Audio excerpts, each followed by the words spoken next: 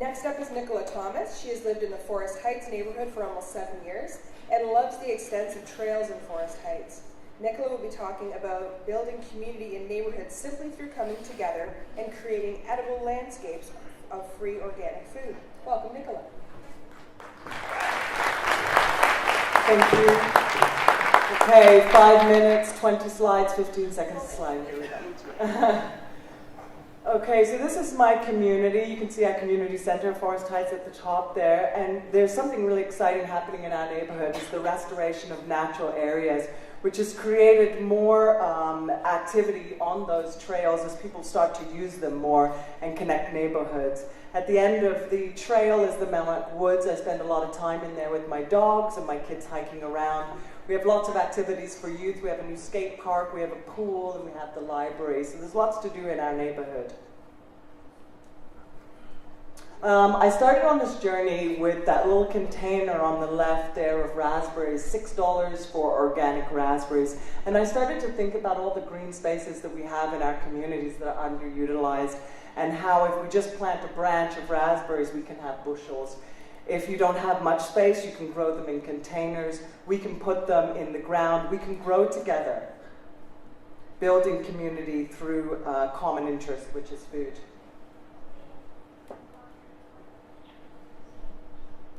We can also restore ecosystems through community, not just community for people, but also community for wildlife, so that we can work in combination with the wildlife, again creating connection to people and place. We can do this in public parks. There's lots of places that we can do this, thinking about green space, and let's let our imagination think about sustainable futures of edible landscapes, which is doable, simply.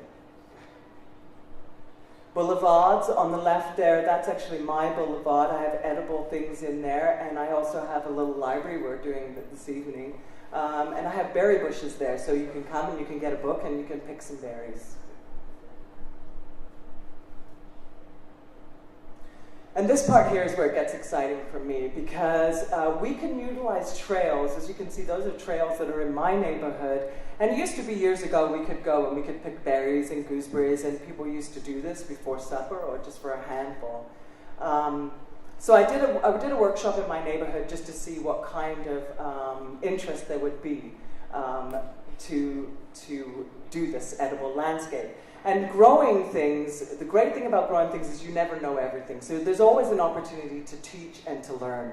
So then we went into our community to see what kind of sponsors we could get, what kind of support we could get. So the city of Kitchener gave us $1,000. They really liked the idea. The Superstore gave us some plants, and Meadow Acres matched Kitchener's donation of $1,000.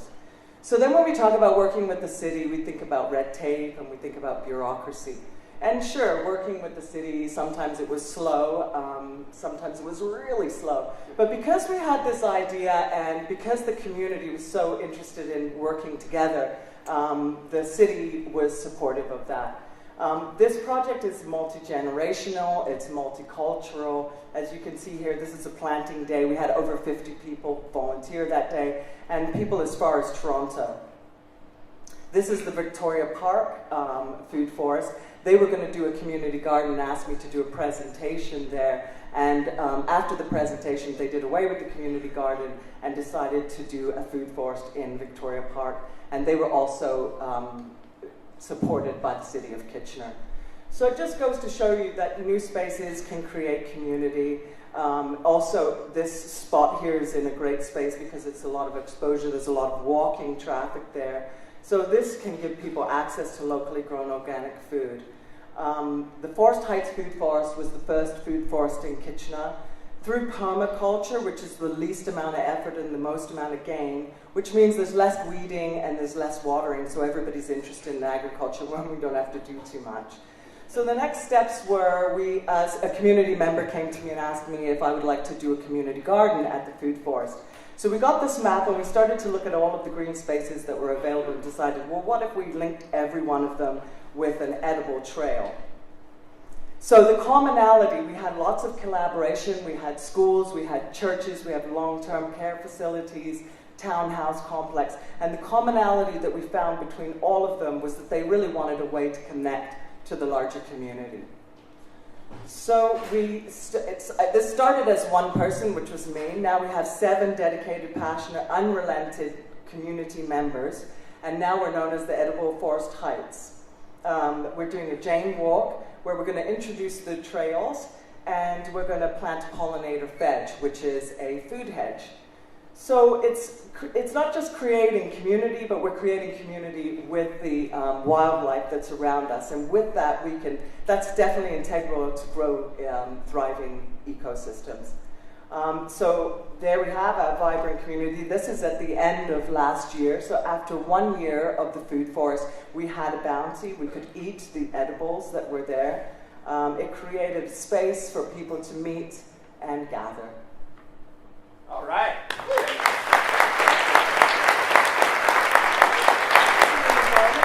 I've been asked to come here tonight to talk to you about how we made a pretty big impact with a very, very, very small idea.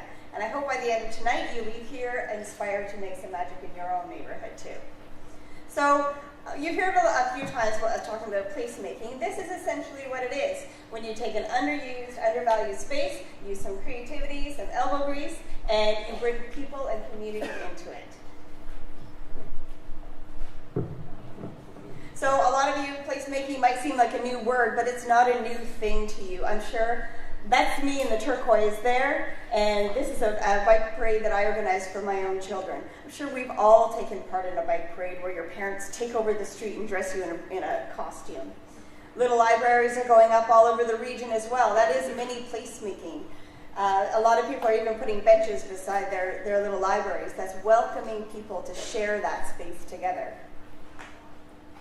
Placemaking doesn't always have to be a physical thing or a permanent thing. In our neighborhood, we shut down a street for 4 hours and we call it a music festival. And it's the best day ever. And it's about a month away, so I welcome you all to join us.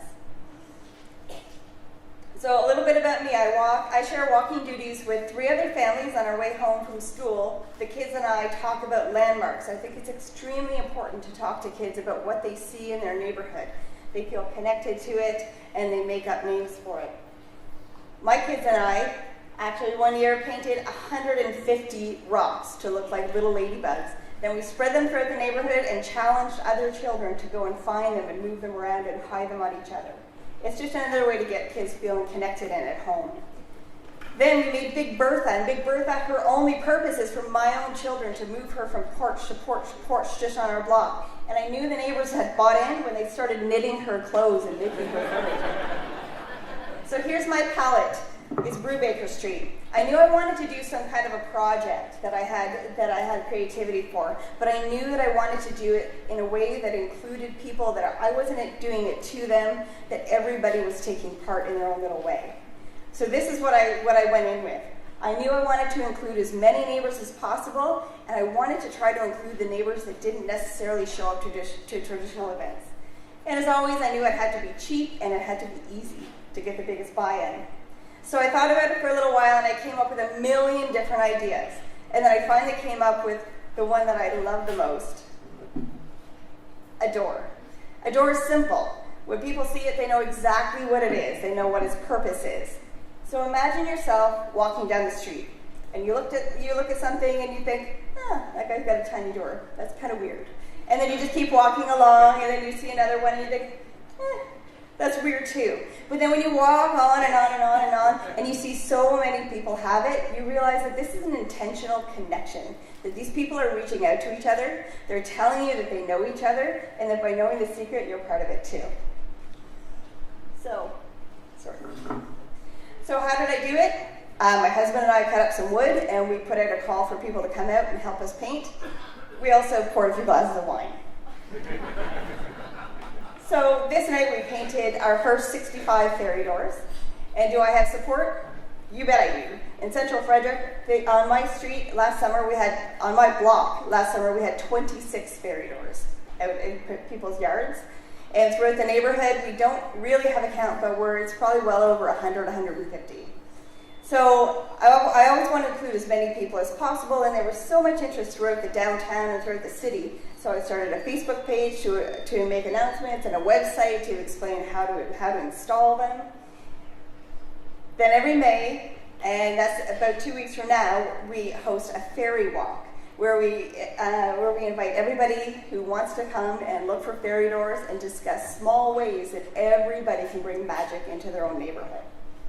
We always like to include our whole block too, so we ask our neighbors come out, they read stories, we have crossing guard on our street, she sings a song about safety, and the children do crafts, and most importantly, we talk about all the possibility that can be put anywhere. So what do we get out of it as a neighborhood? We get to look out our window and see our littlest neighbors exploring. We get to see commuters. We get to see dog walkers and seniors and everybody just walking by. We even have people coming from other neighborhoods in large groups just to come and look for our fairy doors. So right now, this is my call to action for you guys to go out tonight and paint a ladybug, paint a fairy door, paint a piano, just do something that will tell your neighbors that you guys are sharing space and that is important. All right.